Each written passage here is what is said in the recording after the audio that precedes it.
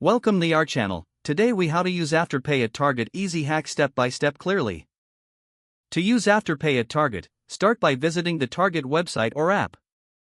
Select the items you wish to purchase and add them to your shopping cart. Once you are ready to check out, proceed to your shopping cart. Review your items to ensure everything is correct. Click on the checkout button to begin the payment process. When prompted for payment options, look for Afterpay among the listed choices.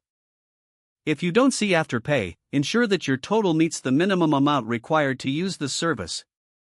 If you already have an Afterpay account, log in with your credentials. If you do not have an account, you can once logged in, you will see your payment plan options. Select the plan that works best for you, typically involving 4 equal payments.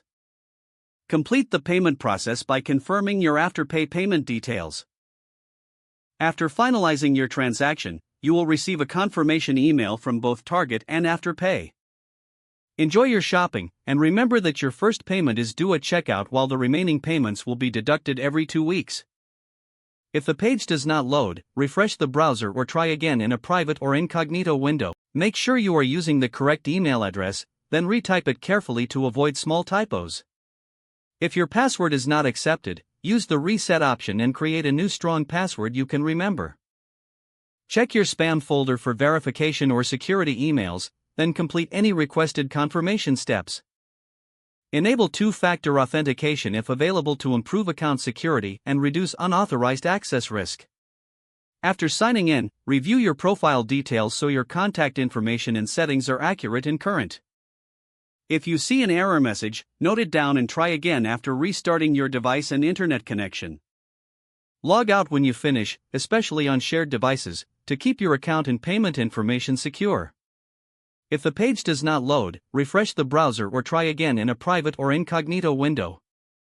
Make sure you are using the correct email address, then retype it carefully to avoid small typos.